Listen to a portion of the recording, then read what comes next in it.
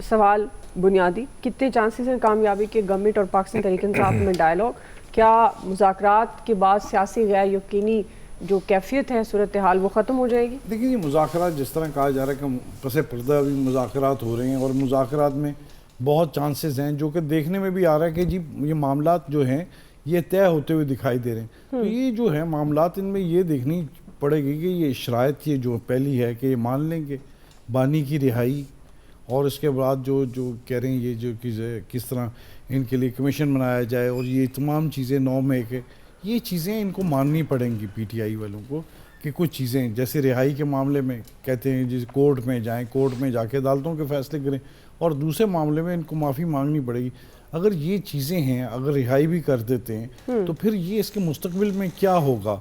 क्या मुस्तकबिल करीब में क्या दोबारा इलेक्शन होंगे जो इसको नहीं अगर मानते? ये सारी चीज़ें भी देखनी पड़ेंगी कि इलेक्शन में ये मुज़ाकरात ये फौरी तौर पर नहीं इस तरह दिखाई दे रही, लेकिन इसमें ये है कि मुल्क में लॉ एंड ऑर्डर की सिचुएशन जो हुई थी, कशीदगी थी, उसको ख़त्म करने में ये बड़ी अहम हैं इलेक्शन, ये जो मुज़ाकरात हैं। और ये मुज़ाकरात के बाद देखना पड़ेगा कि इसके क्या हैं, क्या असरात होते हैं, कि दोबारा जो है ये फिर जाके फिर इसी तरह लड़ना शुरू कर देंगे बाहर जाके मुज़ाकरात ख़त्म होने के बाद।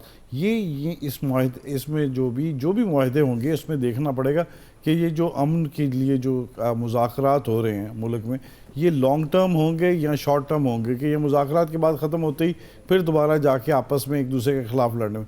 क्योंकि ये केस तो कोर्ट्स के हैं, कोर्ट के केस तो चलेंगे इन पर, जो जिस तरह चलेंगे, जिस तरह अगर ख़त्म करने हैं तो फिर खुला सामने पता चल गया कि अमीर के लिए और जो निज़ाम है, गरीब आदमी के लिए और निज़ाम है जो कोर्ट का। तो ये जो मामलात हैं, इस तमाम चीज़ों को देखना पड़ेगा गवर्नमेंट को।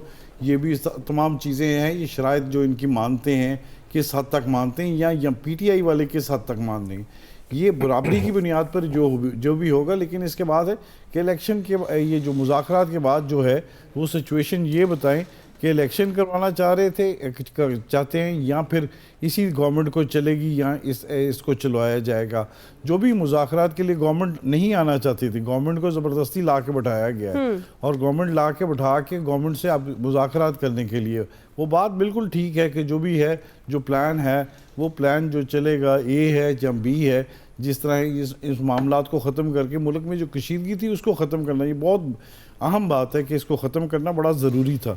लेकिन अब ये भी देखना होगा कि आगे इन मुज़ाकरात के बाद क्या करेंगे।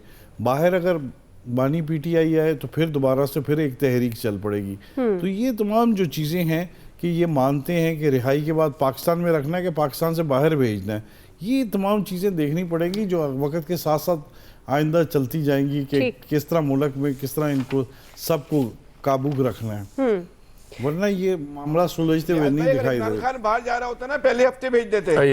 देखिए, पहले हफ्ते में बात हुई थी, लेकिन तो मसला है वो बाहर जाने को तैयार नहीं हो रहा है। ये मुसीबत है इमरान खान के, ना यही तो गिर रहे हैं, ना बाहर जाने को तैयार हो रहा है। वरना कतर पर सारी तैयारियां हो चुकी थी और मामला तय पाए हुए थे काफी हद तक। चले बहरहाल जी, जो बुनियादी सवाल था, डायलॉग से डेडलॉग हुआ है, अब इसका दूसरा दौर होगा। कितने कामयाबी के चांसेस हैं, और ये जो सियासी गैर यकीनी की सूरत हाल है मुल्क में, सियासी इस्तेहकाम क्या आ पाएगा या नहीं, और क्या पाकिस्तान तहरीक इंसाफ के लिए मौजू होगा कि वो अपने मुतालबात से पीछे हटे, या गवर्नमेंट एक कदम आगे आकर उन मुतालबात को मानेंगी। बहरहाल ये जैसे जैसे मुज़ाकरात आगे बढ़ेंगे चीज़ें वाज़ेह होंगी। बहरहाल एक्सपर्ट्स की राय आप जान चुके हैं। अभी एक ब्रेक से वापस आएंगे। दूसरा बड़ा सवाल सानिया 9 मई से मुतल्लिक, सानिया 9 मई के मुजरिमों को सज़ाएं देने का सिलसिला शुरू हो गया है। हम सवाल ये उठा रहे हैं, क्या 9 मई की सज़ाओं पर आलमी दबाव असरअंदाज हो सकता है? राय लेते हैं ब्रेक के बाद।